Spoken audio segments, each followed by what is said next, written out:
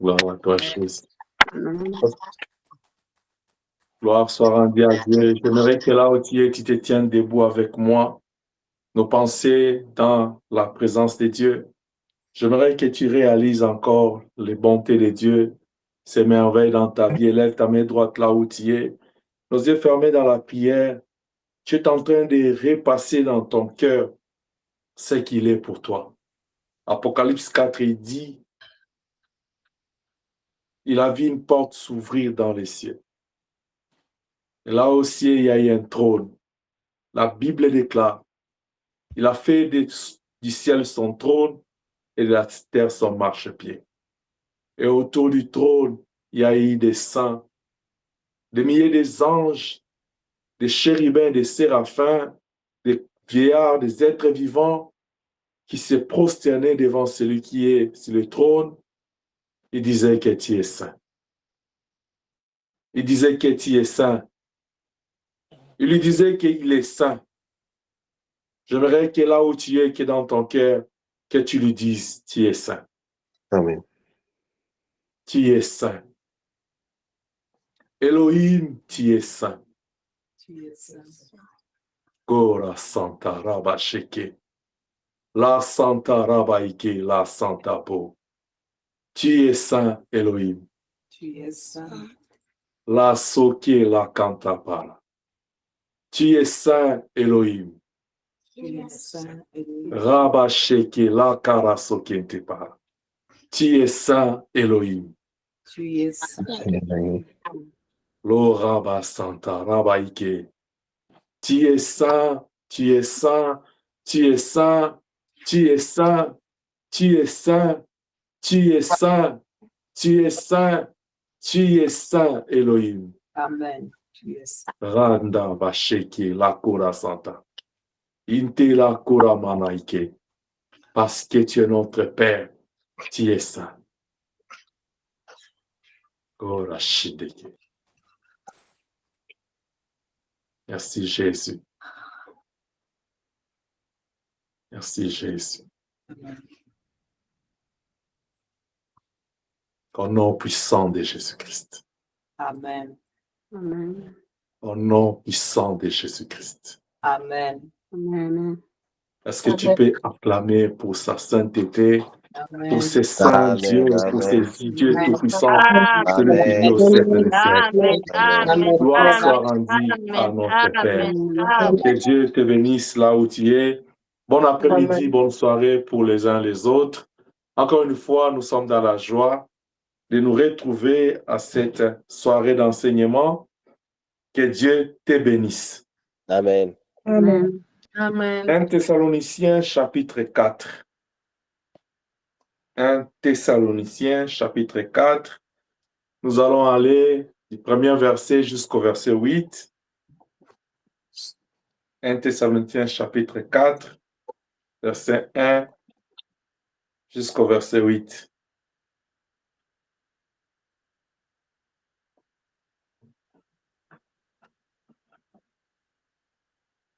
J'aimerais que quelqu'un qui a les livres, la Bible version Louis II, qui puisse faire cette lecture-là. Parce que moi, ce soir, je vais utiliser ma Bible en version français courante, version 2016-2018. Il y a une bonne compréhension dans ce que je vais dire. C'est pourquoi je souhaiterais que nous puissions commencer avec version Louis II. Celui qui a Louis II ou la Sainte Bible, il peut lire 1 Thessaloniciens chapitre 4, verset 1 à 8. Est-ce que quelqu'un est prêt? Au reste, frères, puisque vous avez appris de nous comment vous devez 1 vous... Thessaloniciens chapitre 4, Oui. verset 1 à 8. Ok. Je lis en nom puissant de notre Seigneur Jésus-Christ. Au reste, frères, puisque vous avez appris de nous comment vous devez vous conduire et plaire à Dieu, et que c'est là ce que vous faites, nous vous prions et nous vous conjurons au nom du Seigneur Jésus de marcher à cet égard de progrès en progrès.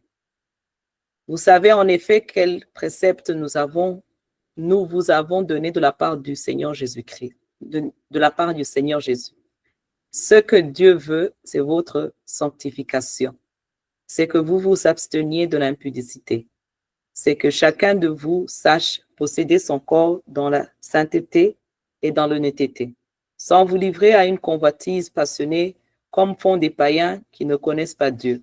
C'est que personne n'use envers son frère de fraude et de cupidité dans les affaires parce que le Seigneur tire vengeance de toutes ces choses, comme nous vous l'avons déjà dit et attesté. Car Dieu ne nous a pas appelés à l'impureté, mais à la sanctification. Celui donc qui rejette ses préceptes ne rejette pas un homme, mais Dieu, qui vous a aussi donné son Saint-Esprit. Ma fille, j'aimerais que tu répètes juste les versets 3 et le verset 7. Et toute l'Église, si c'est ta Bible, souligne ces deux versets, s'il te plaît. Verset 3, c'est que Dieu veut, c'est votre sanctification, c'est que vous vous absteniez de l'impudicité.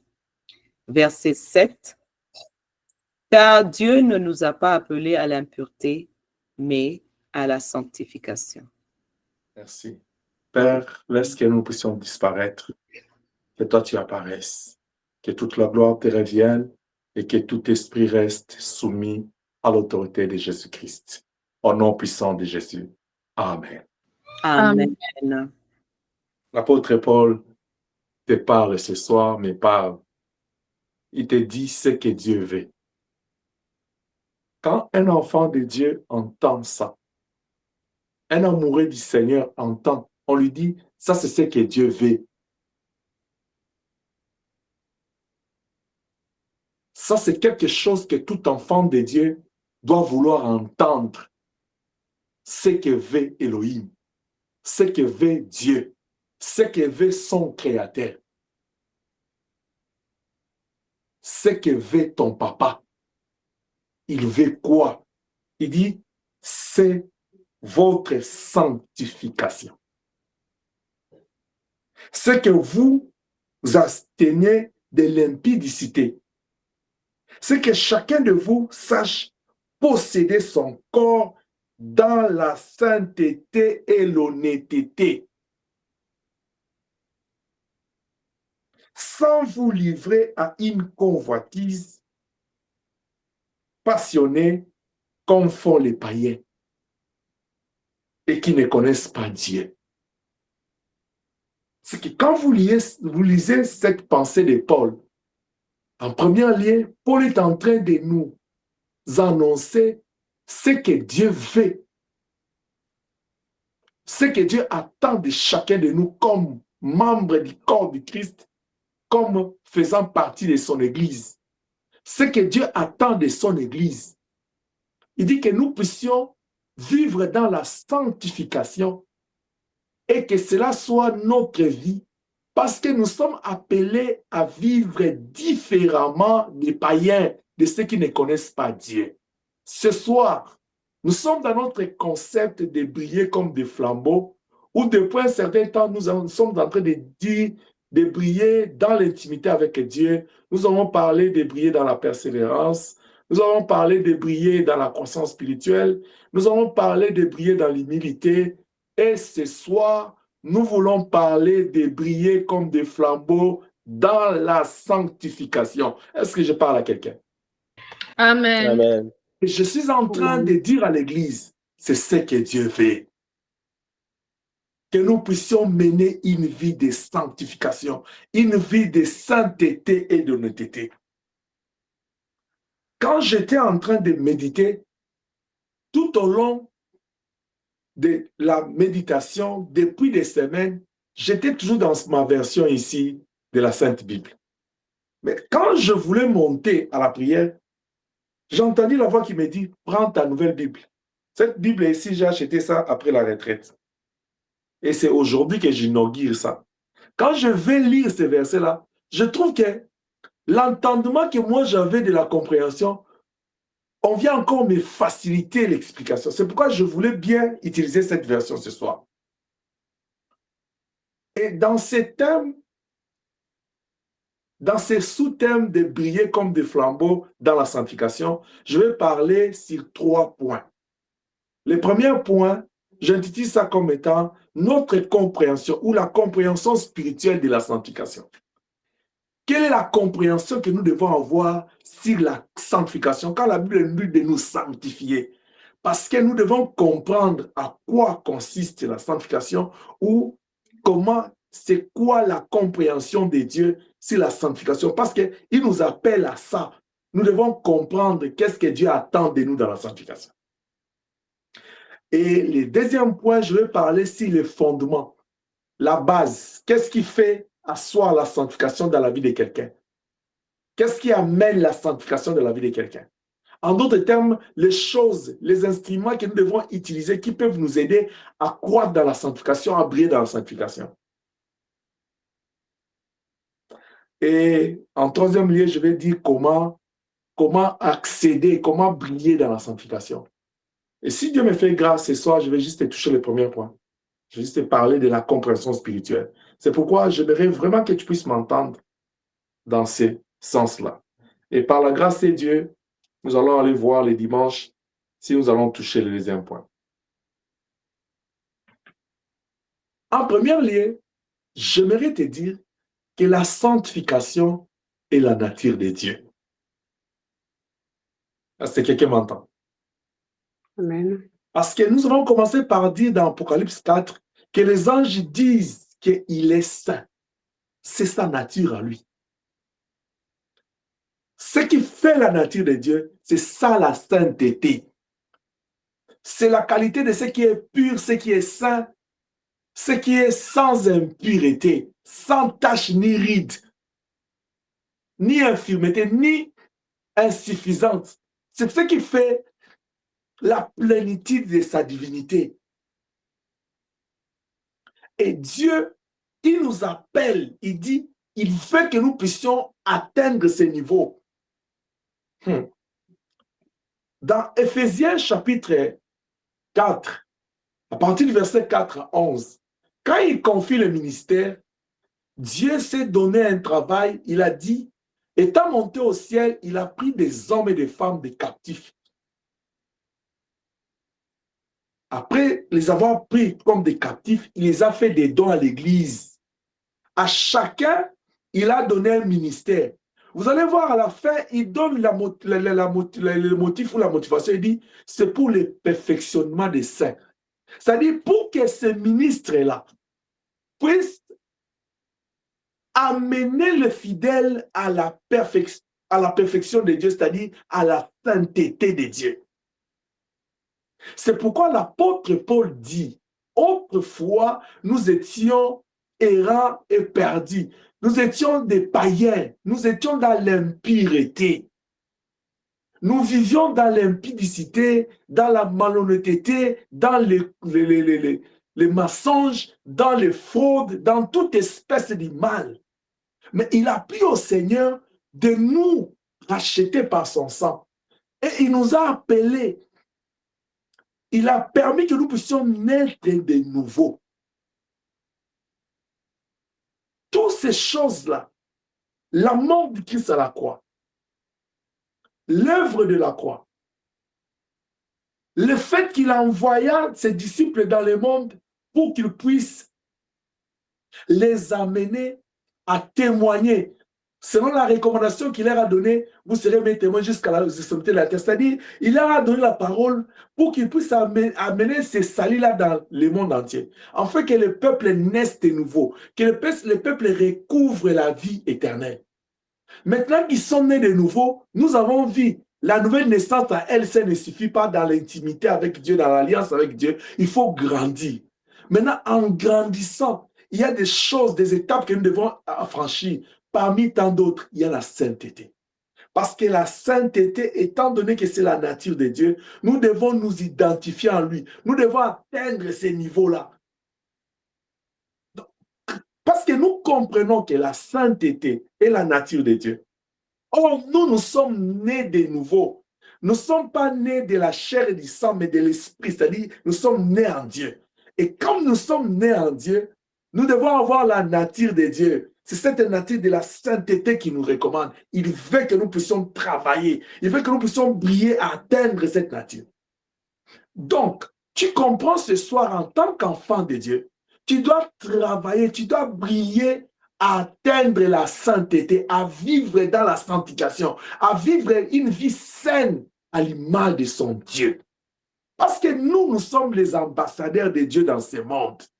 Parce que nous sommes des lettres qu'il a écrites. Et le monde doit tirer une leçon de nous. Gloire au Seigneur. C'est pourquoi vous avez vu Antioche. Quand ils ont vu les disciples faire comme leur maître, ils ont dit certainement ces gens sont des chrétiens. Parce qu'ils font comme Christ. Il faut que le monde soit d'accord avec toi. Bien-aimé, quelqu'un va dire, ni le prophète chez lui. J'aimerais te dire, quand Elohim est d'accord avec toi, il va mettre tout le monde d'accord avec toi. Parce qu'il est Dieu.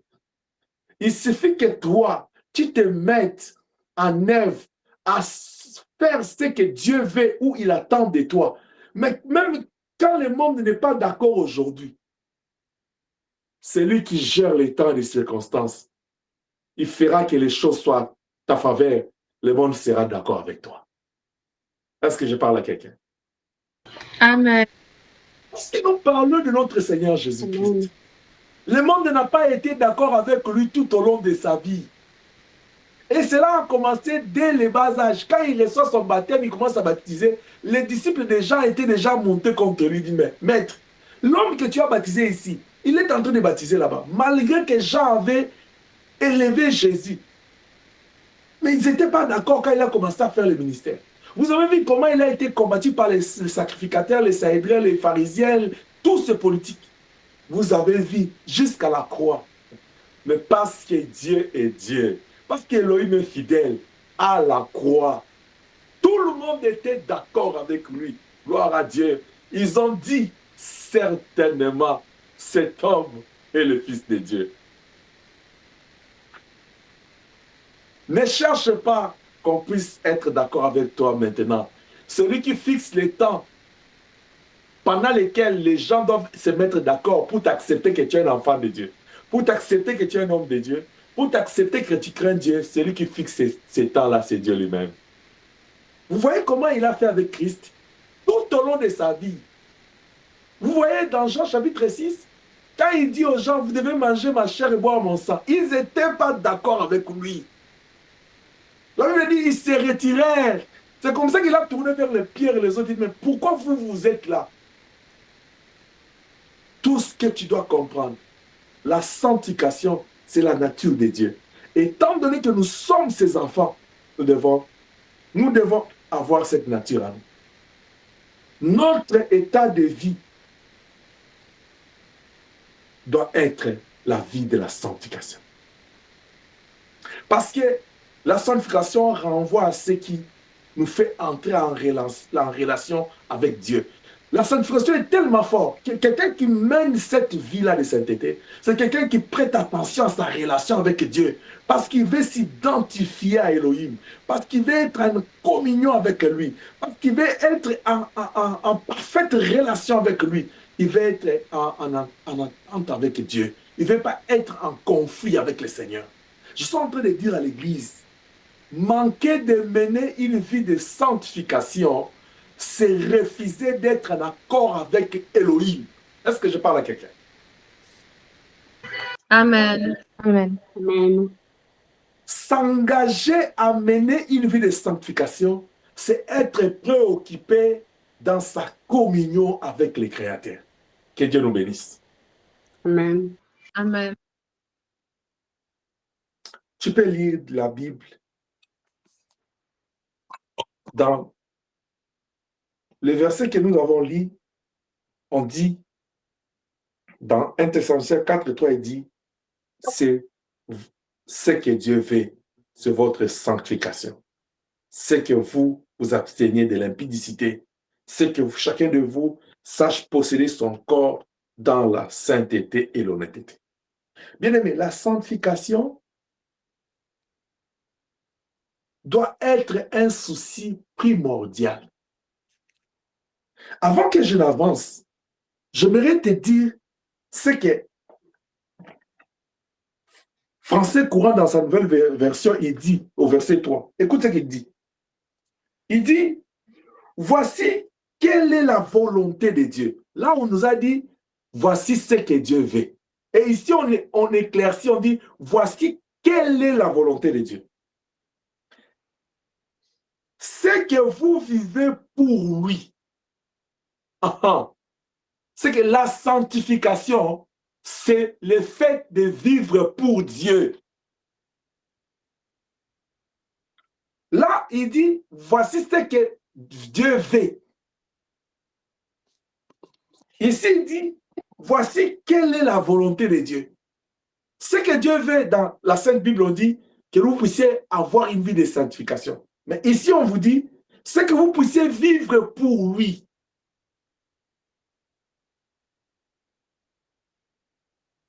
Dans ta vie, tu dois comprendre que ce que Dieu attend de toi, c'est que tu aies une vie pour lui, pas pour toi. Tu ne puisses plus vivre pour toi. Voilà pourquoi dans Luc chapitre 9, verset 23, la Bible te dit, si quelqu'un veut venir me suivre, il veut venir après moi, il doit commencer par se renoncer. Il doit se renoncer. Et refuser d'avoir le contrôle de sa vie. Refuser d'avoir l'autorité sur lui-même et abandonner sa vie pour Dieu. C'est-à-dire, dès lors que tu abandonnes ta vie pour Dieu, à Dieu, c'est que tu ne vis plus pour toi. Tu vis maintenant pour Dieu. Commençant par ta pensée, ton âme, ton corps. Dans tout ce que tu fais, tu te poses toujours la question de dire, est-ce que ce que je fais là, c'est selon la volonté de Dieu? C'est cette pensée-là qui va t'amener à construire une vie sainte ou une vie saine autour de toi. C'est cette pensée-là de se questionner en tout moment.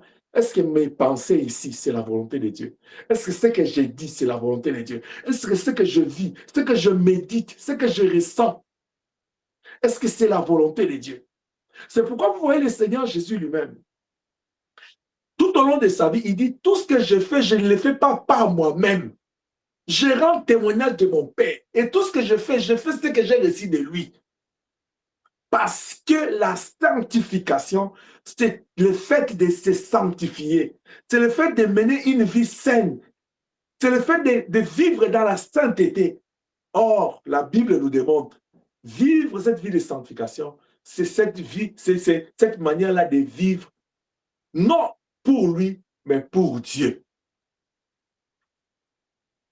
Voilà pourquoi j'aimerais souligner, avant d'avancer, une chose. Il est important qu'on fasse la différence entre la sanctification et la purification. Quand nous disons chaque fois, nous devons être purifiés, c'est différent de nous devons être sanctifiés. La première chose que nous devons retenir dans cette comparaison, la purification. Quand on parle de la purification, en d'autres termes, on parle de notre lavage de l'esprit, de l'âme et du corps. Et la purification s'est faite au travers du sang de Jésus-Christ. 1 Jean chapitre 1, verset 9 à 10. Il dit, si tu confesses tes péchés de ta bouche, le Seigneur Dieu est juste et fidèle pour te pardonner et te purifier de toute iniquité. Or, la Bible dit, sans infusion du sang, il n'y a pas de pardon. Même dans les tabernacles, les services de la purification se faisaient pour le peuple. Chaque fois qu'il péchait, il devait venir avec un animal pour chercher à réconcilier, à avoir la miséricorde de Dieu. Maintenant, là encore, le sang de l'animal n'enlevait pas les péchés, mais couvrait les péchés. Mais gloire soit rendue à Dieu, parce qu'avec le sang de l'agneau, le sang de Jésus-Christ enlève nos péchés. C'est pourquoi la Bible dit, heureux l'homme à qui l'Éternel n'impute pas son péché. Parce qu'avec le sang de Jésus, nous sommes lavés, purifiés. Par contre, la sanctification, elle, ou être sanctifié, c'est le fait de rendre saint ce qui est purifié. Quand nous sommes lavés, purifiés par le sang, Nous devons maintenant acquérir la nature de Dieu. Nous devons maintenant devenir dans l'état de Dieu, l'état de l'homme sans péché. Or, le Seigneur sait que nous avons la nature du péché en nous. Ce n'est pas le fait que le sang de Jésus te lave à 6 heures du matin que tu es devenu saint. Est-ce que je parle à quelqu'un? Amen. Tu es devenu pur parce que le sang de Jésus te purifie. Mais tu restes encore avec le corps ici qui a c'est le corps du péché. Maintenant, il faut que la sanctification soit établie en toi, que tu bâtisses cette vie de sainteté pour aller prendre le contrôle sur le corps. Et la vie de la sanctification à elle ne se construit, n'est possible qu'avec la parole de Dieu. La sanctification nous vient de la parole, la purification nous vient du sang de Jésus. Mais j'aimerais encore te dire que la purification, c'est une étape dans la sanctification. Parce que la sanctification, elle est grande, elle est vaste. C'est tout un long processus. Mais la purification, c'est une étape. Parce que tu ne peux pas te sanctifier sans passer par la purification. Est-ce que je parle à quelqu'un? Maintenant, j'aimerais t'expliquer comment ça se passe. La Bible dit, Jean chapitre 6, verset 68. Il regarde, d'abord tu peux prendre Jean 17, 17, là où le Seigneur, à la fin de son ministère, il a dit, Père, sanctifie-la par ta parole. Il n'a pas dit sanctifie-la par ton sang, il a dit sanctifie-la par ta parole. Parce que ta parole est la vérité. Maintenant, quand vous allez dans Jean chapitre 8, verset 35, vous allez voir la Bible dit, vous connaîtrez la vérité et la vérité va vous affranchir. C'est-à-dire, le sang de Jésus nous lave du péché parce qu'il nous accorde le pardon et la rémission du péché. Mais le sang de Jésus aussi nous délivre du péché. Mais la parole de Dieu est au-dessus du sang de Jésus-Christ. Comment est-ce que je vais t'expliquer ça? Quand je dis au-dessus, cela ne veut pas dire que le sang de Jésus est en dessous. Parce qu'en Jésus, nous avons, ou en Dieu, nous avons 5 mystères qui nous a confiés pour notre perfectionnement. Il y a le nom de Jésus-Christ, il y a la parole de Dieu, il y a la croix, il y a le sang et il y a le Saint-Esprit, l'Esprit de Dieu. Ces 5 choses nous aident dans la croissance, dans la marche avec Dieu. Mais dans les 5 choses que je viens de vous annoncer, c'est la parole de Dieu qui commence. C'est pourquoi la Bible te dit, aujourd'hui, si vous entendez ma parole, n'endurcissez pas vos cœurs. Parce que même la nouvelle naissance, même la conversion, même la repentance vient de la parole de Dieu. Est-ce que je parle à quelqu'un? Amen. Voilà pourquoi dans Apocalypse 3, 20, il dit, oh, je suis à la porte et je frappe. Cette porte-là dont il parle, c'est ton cœur. Le fait de frapper là, c'est la parole qui est annoncée. Voilà pourquoi dans Romains, il dit, la foi vient de ce qu'on entend. Voilà pourquoi dans Jean chapitre 1, verset 12, la Bible dit à tous ceux qui l'ont reçu, à tous ceux qui ont cru en son nom, il leur a donné le pouvoir de devenir enfants de Dieu. C'est-à-dire, quand la parole est prêchée, celui qui reçoit la parole, il reçoit cette parole-là. Cette parole entre en lui. C'est cette parole-là qui déclenche le mécanisme de la relation, de l'alliance avec Dieu. Et ce mécanisme-là commence par la nouvelle naissance. Or, la nouvelle naissance commence par la repentance et la conversion selon Actes des Apôtres, chapitre 2, versets 37 à 38. Nous sommes au jour de la Pentecôte. Pierre, rempli de la puissance de Dieu, il prend la parole pendant que tout le monde était dans l'imagination et dans les soupçons. Il dit, ils sont ivres, ils ont bu, parce qu'ils étaient dans leur maison fermée. Pierre a pris la parole, il a fait sa prédication, son sermon. Après, ces gens-là, ils ont écouté la parole. Ils ont écouté les sons de la trompette. C'est alors qu'ils ont posé la question, oh mes frères, que ferons-nous? Bien aimé, la parole de Dieu, c'est le commencement de toutes choses. Parce que la parole de Dieu, c'est Dieu lui-même. Dans la relation avec Dieu, Parce que tu es un enfant de Dieu, tu es un serviteur de Dieu. Ici, il y a quelque chose que tu ne peux pas négliger, c'est la parole de Dieu. Parce que la parole de Dieu, c'est Dieu lui-même. Quand il vient en toi, il vient déclencher beaucoup de choses dans ta vie. Et la première des choses, c'est la nouvelle naissance. C'est quand la parole de Dieu est retentie dans ton cœur que tu te dis, mais que ferais-je? On te dit, le Saint-Esprit, répands-toi. C'est quand à ce moment-là que tu commences à te dire, oui, je suis impudique. Oh, je suis un voleur. Je suis un menteur. Le Seigneur ne veut pas ça. À ce moment-là, tu te dis, non, je dois abandonner ces choses. C'est quand cette parole-là retentit en toi. C'est donc qu'il a dit dans Jean chapitre 6, verset 68, il dit, les paroles que je vous dis sont esprit et vie. La parole-là que tu entends, il y a un esprit dedans. C'est cet esprit-là qui est l'esprit de Dieu qui entre dans ton cœur, qui commence à te troubler, qui commence à éclairer ton esprit pour te dire, tu ne marches pas bien, tu dois quitter ceci, Dieu veut cela. Quand tu prends cette conscience, ça touche ton cœur, ça crée un remords, ça crée comme une inquiétude en toi. Tu te dis, oh Jéhovah. C'est pourquoi dans Actes des Apôtres chapitre 9, on parle d'un certain Saul, de Tarse, qui allait pour tuer les chrétiens. Mais quand la parole l'a rencontré sur le chemin, ça a retenti dans ses oreilles, a touché dans son cœur. Dieu lui a dit, pourquoi me persécutes-tu? J'aimerais dire à quelqu'un, à chaque personne, Dieu a sa manière de les rencontrer et Dieu envoie une parole. Il envoie un message de sa manière. Il y a des gens qui ont rencontré Dieu dans leur sommeil, dans un songe. Il y a des gens, c'est qu'ils vont sur la route, c'est un événement qui se passe et Dieu les ramasse là. Il y a d'autres personnes, ils devaient être dans une croisade d'évangélisation. Il y a d'autres. Mais si Paul, c'était sur le chemin de Damas. À ce moment-là, Saul a dit, qui es-tu que je persécute? Quand le Seigneur lui a dit, il s'est rendu compte dans son cœur qu'il était en train de pécher contre Dieu. Il était en train de souffrir le royaume du ciel. Pourtant, lui, il pensait qu'il travaillait pour le royaume. Pierre a dit, qu'est-ce que je dois faire? Pourquoi? Parce que la parole a retenti dans son cœur.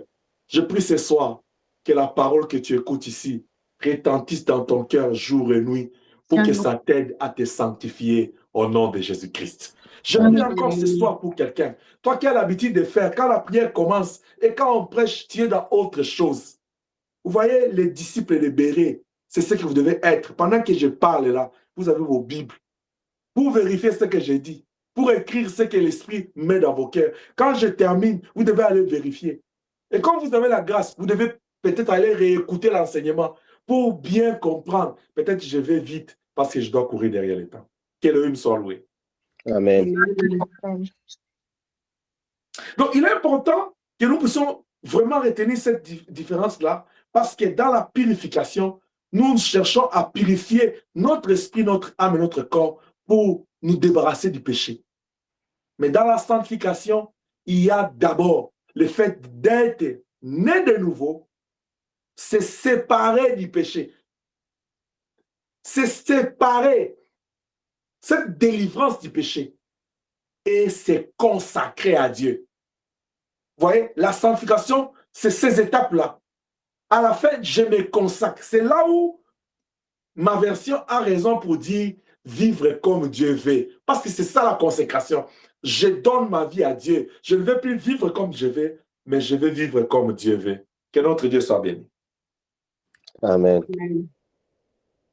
C'est pourquoi, bien-aimés, si nous nous mettons d'accord, la sanctification doit être un souci primordial. Un souci primordial et personnel de chacun de nous. La sanctification. Cette vie-là d'abandonner le péché. Cette vie-là de se séparer du péché. Cette vie-là d'haïr le péché. Sous toutes les formes. Que ce soit le péché de la pensée. Parce que la Bible dit nous péchons de plusieurs manières. Que ce soit le péché de la parole ou du langage. Que ce soit le péché des attitudes, des actions et des réactions. Que ce soit des péchés de méditation dans les cœurs. Comme je disais à ma fille dernièrement, je l'ai dit le dimanche. Moi, je ne sais pas comment les gens y réussissent à méditer le mal dans leur cœur contre les autres. Je ne sais pas. Si tu as cette expérience-là, s'il te plaît, appelle-moi, apprends-moi. Je vais comprendre comment les gens réussissent à méditer juste le mal dans leur cœur contre les autres. Mais ce soir, ce que Dieu veut, Elohim, c'est que toi, tu puisses avoir dans ton cœur une seule préoccupation. C'est cette vie-là saine. C'est de mener une vie de sainteté. C'est séparer de toute forme du péché. Mais parce que je parle du péché, je vais revenir sur notre texte. La Bible commence à nommer. Il dit, c'est que vous abstenez de l'impudicité. Il dit, abstenez-vous. Parce que tu es préoccupé à mener cette vie de sainteté. Abstiens-toi. Il est de ta responsabilité de comprendre que l'impudicité, l'adultère, la fornication, ce sont des choses que tu dois t'abstenir parce que ton corps est le temple de Dieu. La Bible va même plus loin pour dire, même en regardant, tu dis non, moi je ne commets pas l'acte. Mais même juste en regardant, la Bible continue, dit, sans vous livrer à une convoitise passionnée. 1 Jean chapitre 1, verset 16 à 17. La Bible dit quoi? Or, les convoitises des yeux et de la chair sont de ce monde. Le monde passera et le convoitise aussi passera. Paul est en train de dire, parmi les choses que nous devons nous séparer, à part l'impudicité, il dit les convoitises des yeux et de la chair. Toi, tu aimes toujours convoiter. Vous savez ce qui a livré ce monde? C'est cette envie-là qui a amené Ève à convoiter le fruit. Parce que la Bible dit, je l'ai toujours dit à maintes fois, quand le diable lui a dit, lui a parlé, la Bible dit, Ève regarda le fruit, il a vu que c'était bon à manger. J'ai toujours dit, pour sentir que quelque chose est bon, on le sait avec les yeux ou avec la langue. Le goût là, c'est où? Mais quel est le mécanisme que ça fait? Ce jour-là, c'était la vision qui était devenue le goût. Mais pendant que je parle, il y a des gens qui ont les yeux de langue. C'est-à-dire, même quand la nourriture n'est pas encore prête, lui, il sent déjà que c'est bon. Juste en voyant. Et c'est ce qui arrive avec Ève. Ce sont les gens-là, ils ont les yeux de quoi? Les yeux langues. C'est-à-dire, avec leurs yeux, ils sentent déjà le goût. Il dit, ah, ça va goûter. Tu dois être spécialiste. Si tu es là, je te salue au nom de Jésus. Amen. Ève, elle a vu que le fruit était bon à manger. Elle a vu que c'était bon. Je ne sais pas qu'est-ce qu'elle a vu, mais la Bible dit qu'elle a vu que c'était bon. Regarde, à cause de convoitise, à cause de convoiter les autres, il y a des gens qui se sont... Ils ont raccourci leur durée de vie parce que les soucis de ne pas être comme les autres, par esprit de comparaison, par esprit de se mesurer aux autres, parce qu'ils voient l'autre faire, parce qu'ils voient l'autre atteindre, moi aussi.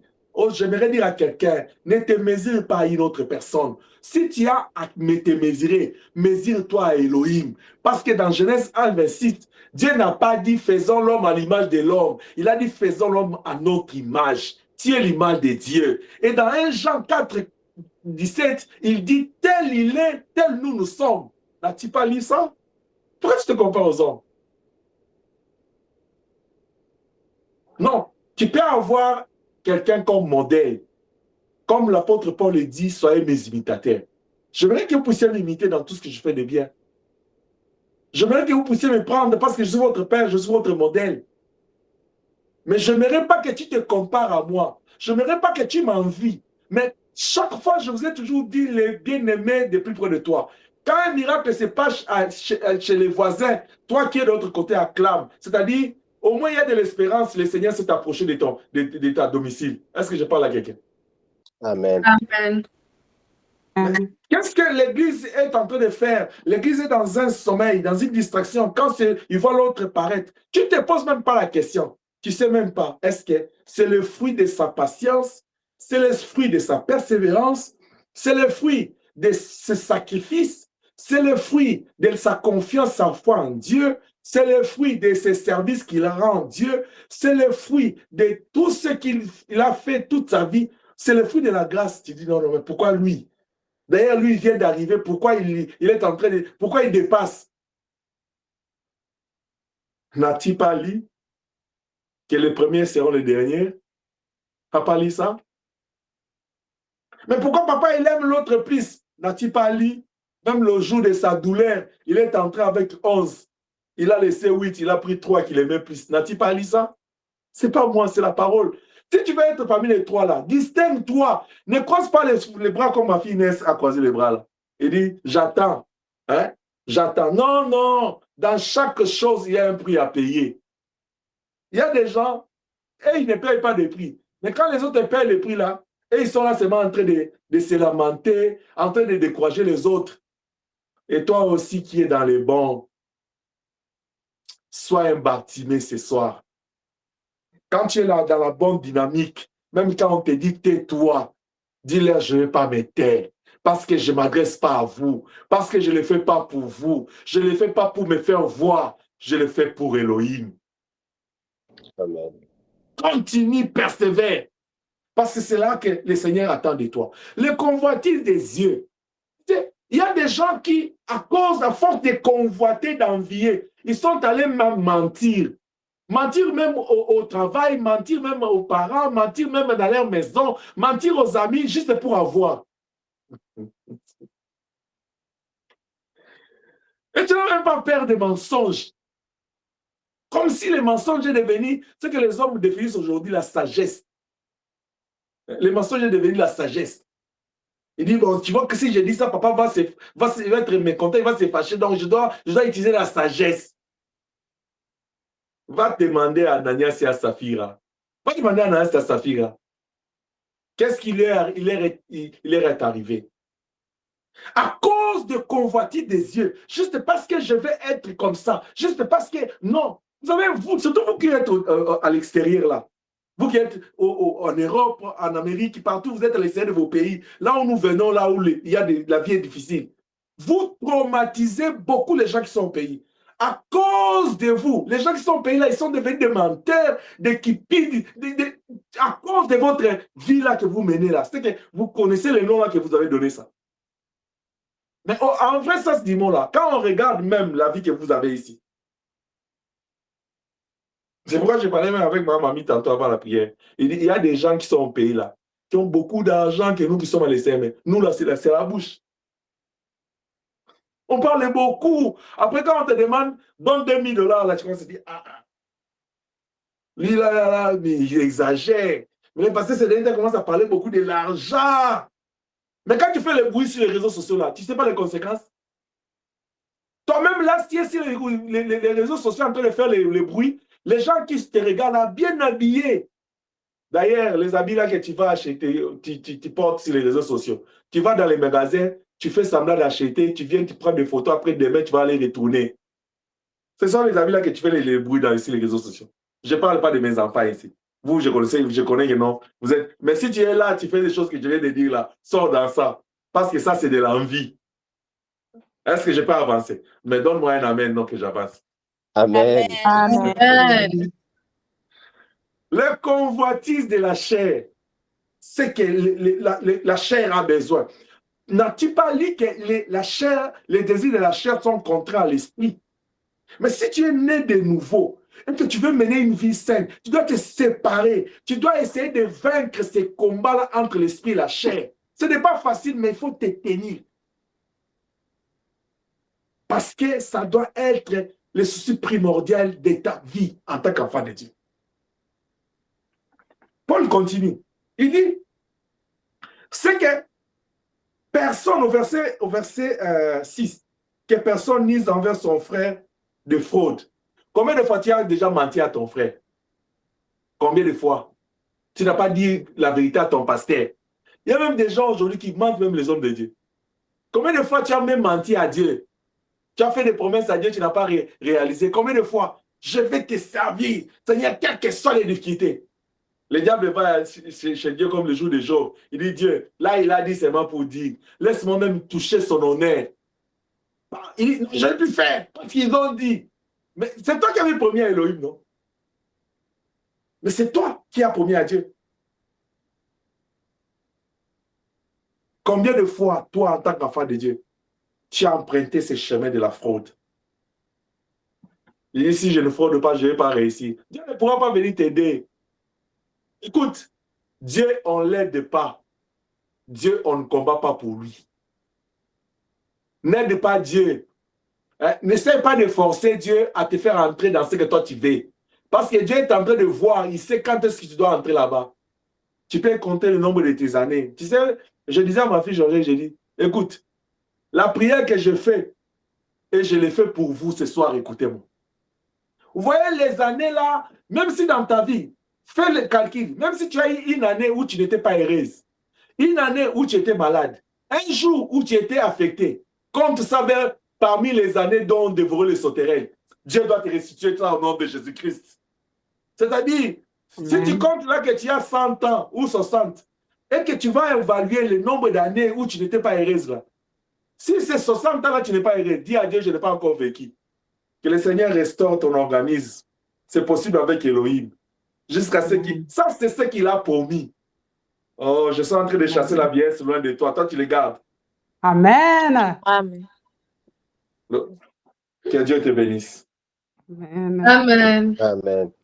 Il dit, c'est que personne mise envers son prochain de la cupidité. De cupidité dans les affaires. L'amour de l'argent. L'égoïsme est là dans l'argent. Toi, tu ne vois que toi. Mais dans l'humilité, on nous a dit que l'humilité, il faut se reconnaître les autres plus supérieurs à vous. La cupidité.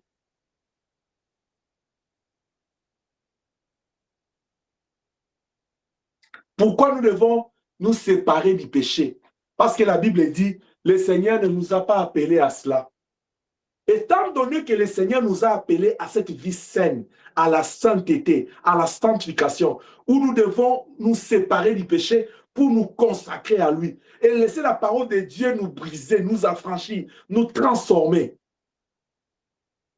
La sanctification doit être ton souci personnel primordial. Toi-même, tu te dis non, non, je dois mener une vie saine. Parce qu'au son de la trompette, ce n'est que les morts en Christ qui seront ressuscités. Au son de la trompette, ce n'est que les vivants qui craignent Dieu, qui ont l'esprit de la sanctification, qui seront transformés. Et les païens seront dans la distraction. Alors, où sera, dans quel cas ou dans quel état toi tu seras? De ceux qui seront transformés, ressuscités pour aller rejoindre l'époux, ou tu seras parmi ceux qui vont rester. À Psaume chapitre 93, Psaume chapitre 93, verset 5, et quelqu'un me lit Matthieu chapitre 5, 7, verset 22 à 23. Psaume chapitre 93, verset 3 à 5. Matthieu 7, verset 22 à 23. Qui est là? La Bible dit dans Psaume, Psaume 93, verset 5, je vais lire. Tes commandements sont parfaitement sûrs.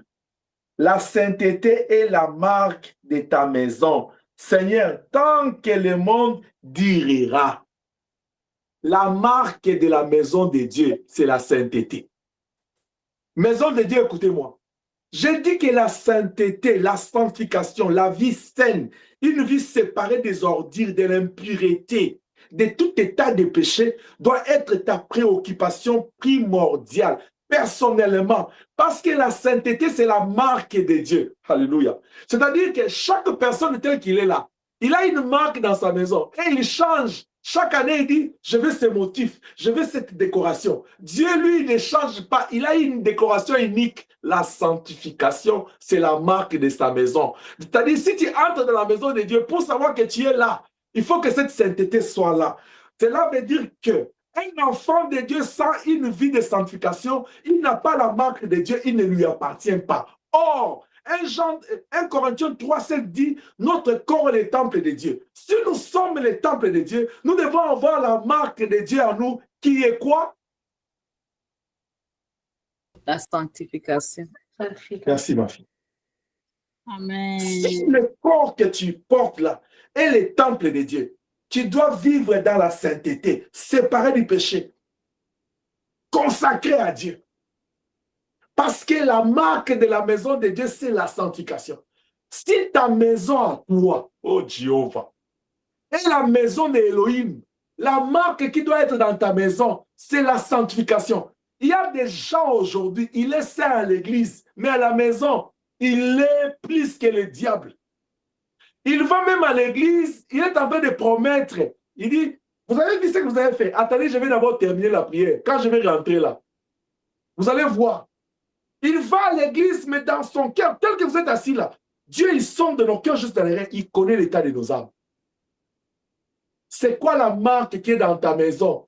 Tu es là en train de prier, mais toi, dans ton cœur, c'est la marque de Dieu. Mais dans ta maison, c'est Zorobabel. C'est Jézabel qui est là-bas. Un enfant de Dieu qui reçoit, qui fait des shows dans sa maison avec des païens, mais sa maison est transformée en un club de nuit. La Bible dit, réjouis-toi, mais réjouis-toi toujours dans Le Seigneur. Le Seigneur, Amen. Mais pose-toi la question, quand toi tu vas dans des fêtes, quand toi tu organises des fêtes, il dit ça fait quoi? Ça fait quoi? Tu verras jamais un occultiste, un sorcier, un qui que ce soit là dans l'autre cas là, organiser sa fête et donner Jésus la place là. Quelqu'un dit, mais des fois ils appellent des hommes de Dieu pour venir prier. Ils appellent des hommes qui ne sont pas des dieux, qui portent le nom de Dieu, parce qu'ils savent que non, ce sont des camouflages. Un véritable homme de Dieu ne peut pas être invité dans ces choses-là. Parce qu'ils savent qu'il va détruire ces choses. Il peut parler. Comment le diable, il peut être, permettez-moi, il peut être stupide jusqu'à ce point-là. Il sait que toi, tu as la force sur lui, qui t'invite pour détruire ces choses. Les choses qu'il est en train de faire ça pour construire. Vous savez, pour que le diable puisse détruire nos vies, il fait ça. Maintenant, l'épée là qu'il a déjà, qui t'invite dans son cas pour que tu détruises ça. Ah. Vous pensez que le diable, il est idiot jusqu'à ce point-là? Mes enfants, est-ce que vous pensez à ça vraiment? Non. Non. La sanctification, c'est la marque que nos maisons doivent porter.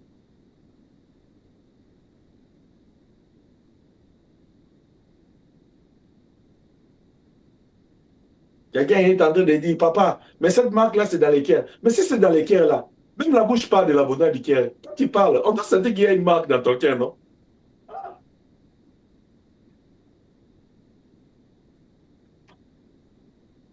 Ne nous traumatisez pas.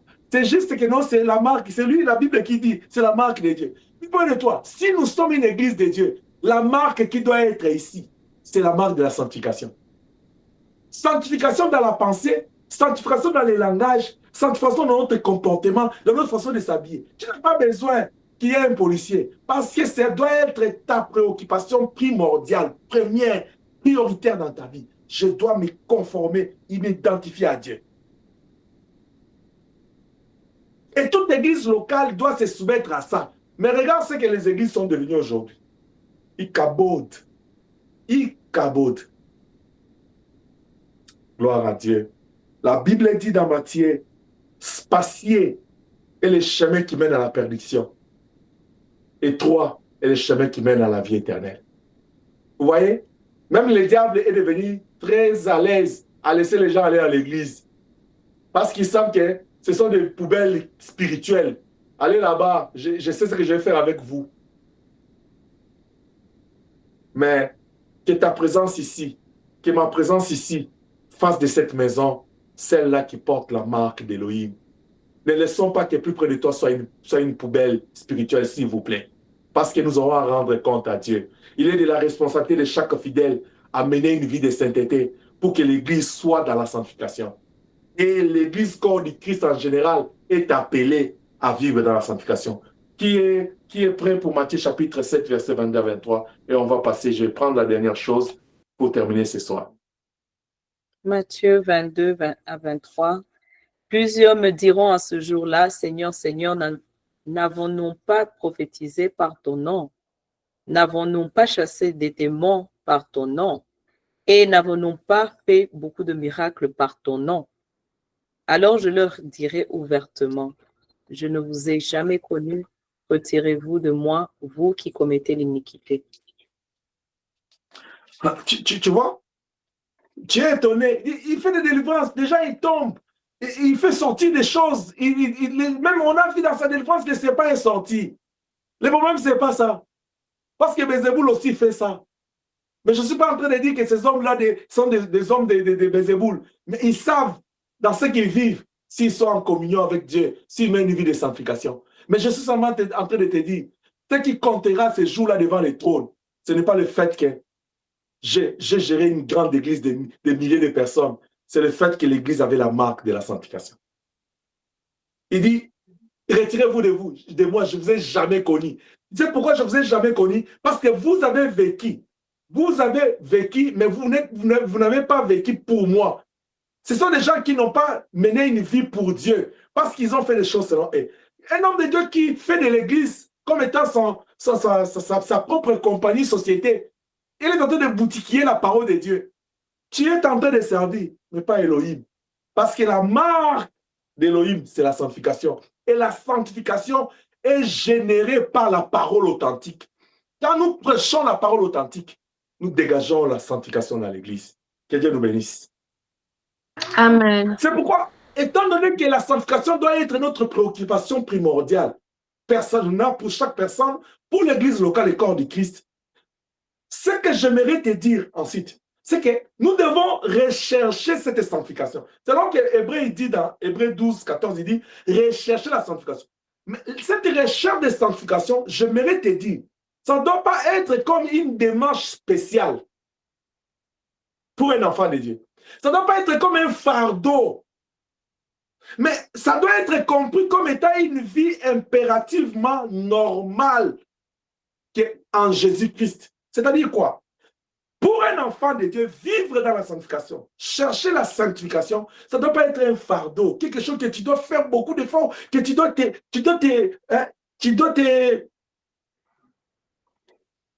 je vais chercher un beau mot à placer là. En dépit que tu dois... Ça ne doit pas être quelque chose de spécial pour dire, ah, moi je vis dans la sanctification. Hein. Non, non, non, non. Sanctification, ça doit être normal. Tu vas comme dormir pour toi, c'est normal. Tu vas comme manger, c'est normal. Tu vas comme aller travailler chaque matin, c'est normal. C'est une vie normale. Mais qui est un ordre que Dieu a donné, parce que c'est ce qu'il veut.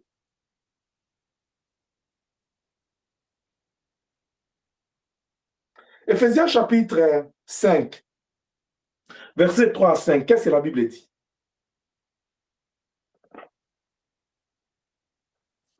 Vous appartenez à Dieu, par conséquent, il ne convient pas qu'il forme quelqu'un de débauche, de l'impudicité ou d'envie, soit même mentionné parmi vous. Il dit, ce n'est pas convenable, ce n'est pas normal. C'est-à-dire, ce qui est normal, c'est que c'est la sanctification qui doit être en toi. C'est pourquoi je dis, ça ne doit pas être comme quelque chose de spécial que toi tu trouves. Il dit, ah, moi là. Non, non, non, c'est normal pour toi de te sanctifier parce que c'est ça la vie à laquelle tu es appelé. Est-ce que je parle à quelqu'un? Amen. Donc, c'est-à-dire, s'il y a des choses normales dans la vie chrétienne, la sanctification, c'est séparer du péché, c'est consacrer à Dieu, vivre pour le Seigneur, c'est ça ce qui est normal pour toi. Ça doit être une vie ordinaire. Tu ne peux pas vivre ça comme étant extraordinaire. Ça doit être dans ta vie ordinaire, normale. Je dois vivre dans cet état parce que c'est ce que Dieu veut. La sanctification, bien-aimé, je me pose une question. Est-ce que la sanctification, c'est l'absence du péché? Qu'est-ce que tu penses? Quand la Bible nous dit ce que Dieu veut, c'est notre sanctification. Est-ce que la sanctification, c'est l'absence du péché? Tu vas lire dans 1 Corinthiens, chapitre 1, verset 2, dans Romains 16, 18 et Romains 16, 15.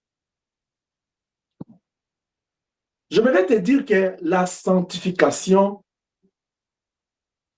tant que nous sommes dans ce monde, tant que nous sommes dans ces corps, c'est un processus, c'est une vie à laquelle tu dois te remettre, mais ce n'est pas l'absence totale du péché dans ce monde. La sanctification deviendra l'absence totale du péché quand nous allons atteindre, quand nous serons dans son royaume, dans sa gloire, là où il n'y a pas de péché. Tant que nous sommes dans ce monde ici, il peut y arriver de tomber dans les péchés. C'est pourquoi là, je fais la différence entre vivre dans les péchés. Celui qui vit dans les péchés, c'est celui-là qui les pratique. En âme et conscience, qu'il les sache ou pas, mais c'est sa vie. Mais quelqu'un qui tombe dans les péchés, c'est quelqu'un qui fait son effort de conserver sa relation avec Dieu par faiblesse, par distraction, par sommeil spirituel, par les défis de la vie, par contrainte, il peut tomber. Mais ces personnes-là, c'est ce que la Bible appelle les bien-aimés. C'est-à-dire, quand ils tombent, le Saint-Esprit est toujours là, attristé. Parce que la Bible te dit, n'attriste pas l'Esprit. Mais il arrive que nous l'attristons. Quand il est attristé, tu vas sentir un remords en toi. C'est-à-dire, les remords-là que tu sens en toi, là, le Saint-Esprit te rappelle que non, retourne dans la vraie vie. Retourne dans ce qui est normal, dans ta communion avec Dieu. Est-ce que je parle à quelqu'un? Amen. Ça, je suis en train juste de vous dire que quand il t'arrivera, je ne t'encourage pas à pratiquer le péché. Là, tu n'as même pas droit. Et je ne t'encourage pas à tomber. Mais je sais qu'il peut t'y arriver, même quand moi-même je parle, même quand toi tu m'écoutes, nous sommes des humains, nous avons ces corps. Je peux pécher même par les paroles. Je peux pécher par la pensée, même par les yeux, même par les oreilles. Mais quand l'esprit te reproche, tu dois te ressaisir vite. Parce que tu ne connais pas ni l'heure ni le temps que l'époux va venir. Tu ne connais pas quand est-ce que le diable peut surgir. Parce que lui, il rôde. Je parle en tant qu'homme. Je parle en tant qu'homme là maintenant. Tu vois, la Bible dit le diable rôde. Si par exemple, il était à l'ouest de ta vie, je parle en tant qu'homme, comprends-moi. Et que toi, tu as péché au nord. Le temps qu'il arrive là au nord, ferme la porte vite. Invoque le sang de Jésus-Christ. Est-ce que je parle à quelqu'un? Amen. N'attends pas la nuit, n'attends pas le soir. La sanctification doit être ta vie. C'est à cela qu'on construit cette vie de sainteté. Voilà pourquoi dans Jean chapitre 8, vous avez vu le Seigneur? Il a dit à la femme, où sont tous ceux qui t'ont condamné? Personne, il dit personne, il dit va. Moi non plus je ne te condamne pas, mais va, mais ne pêche pas. Quand tu tombes dans le péché, et tu te répands, la seule chose que Dieu te demande, c'est de prendre la décision de ne plus y retourner. Fais cet effort-là de demander la grâce. Demande la grâce de Dieu, le Saint-Esprit. C'est pourquoi il a dit, quand le Saint-Esprit viendra, il vous conduira dans toute la vérité. Pour que tu ne retombes pas dans les mêmes histoires. Est-ce que je me fais comprendre? Amen. Amen. Si tu arrives de te retrouver dans un mal, ce que tu ne dois pas faire, ça c'est un conseil que je te donne. Ne pêche pas 2 fois. Quelqu'un est en train de dire, papa c'est comment? Quelqu'un qui a volé, comme Ananias et Saphir. Ça c'est un péché que les gens commettent beaucoup, mais les gens ne prêtent pas attention. Il a déjà commis une erreur. La deuxième chose ou le deuxième péché qu'il commet, c'est de mentir. Il ment. Non, c'est pas moi. Je n'ai pas fait ça. Mais tu es en train de t'enterrer vivant. Ce qui est mieux, fais l'enfant prodigue quand tu te reproches de quelque chose. Et crains celui qui tue et le corps et l'âme. Même moi, devant ton pasteur, là, il ne faut pas avoir peur. Est-ce que tu es déjà venu vers moi avec un problème dans ce sens-là? Je t'ai jugé? Non. Je l'ai toujours dit. Ce que j'ai toujours dit là, ça m'a même créé des problèmes quand cette œuvre avait commencé. Moi, je ne condamne pas quelqu'un. Parce que je n'ai pas reçu le ministère de la condamnation. Le ministère de la condamnation, là, c'est ce ministère qui repousse encore les gens loin de Dieu et ça les enterre vivants. Moi, j'ai reçu le ministère de réconcilier les hommes avec Dieu. Or, qui dit réconciliation, j'ai affaire avec des pécheurs. Mon problème, ce sont des pécheurs. Moi, je ne cherche pas les hommes parfaits. Et je sais que l'Église n'est pas composée des hommes parfaits. S'il y a des hypocrites, va les chercher à l'Église. Et tu sois d'accord avec moi ou pas, c'est l'Église là où ils sont pleins d'hypocrisie. Même quand je parle là, il y a des hypocrites là, ce soir. Si je dis seulement ouvrez les caméras là, vous allez voir les gens vont prendre des temps pour ne pas ouvrir. Il y a d'autres qui ne vont même pas ouvrir parce qu'ils n'est même pas là présent là. Peut-être qu'il est en autre chose. Vous savez qu'il y a des gens qui suivent la prédication et ils sont en train de manger. Hein? Oui, mon fils, il mange. Papa, tu fais fort, hein? Là, il mange. Il dit non, il est déjà 19 mais il connaît à parler là. Mais moi, je dois manger. Si tu étais à l'église là en présence, tu allais apporter la nourriture tu manges. Reste là.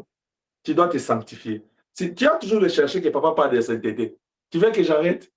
Je vais terminer là. Je vais terminer pour dire ceci. La sanctification, c'est une chose. Est-ce que c'est une chose facile? Ça, c'est encore une autre question que nous nous posons. Tu peux aller lire dans 1 Corinthiens 10, 13, Hébreux 4, 15 à 16. Non. Qu'on ne se mente pas, qu'on ne vous trompe pas. Mener une vie de sanctification, ce n'est pas facile. Parce qu'il y a un combat entre la chair et l'esprit. Entre le spirituel de Dieu et le spirituel du diable. Et ce combat-là, tant que nous serons dans ces corps, ça va persister. Mais dans toutes ces choses, nous sommes plus que vainqueurs par celui qui nous a aimés. Dans toutes ces choses, celui qui est en nous est plus fort que celui qui est dans le monde. Dans toutes ces choses, il faut se confier en Dieu. Il faut laisser la parole de Dieu entrer en toi. Bien aimé, la Bible dit les efforts sont inutiles. La rue dont il est question, l'impureté qui est en moi, qui est en toi, ça ne peut partir que par le feu. Or, le feu, c'est la parole de Dieu qui l'amène. Lève tes mains là où tu es. Dis encore, je suis un enfant de Dieu. Je suis un enfant de Dieu. Dis encore, tu ondules ma tête, ma coupe déborde. Dis encore, tu ondules ma tête, ma coupe déborde. Reste calme. Père, sanctifie-nous par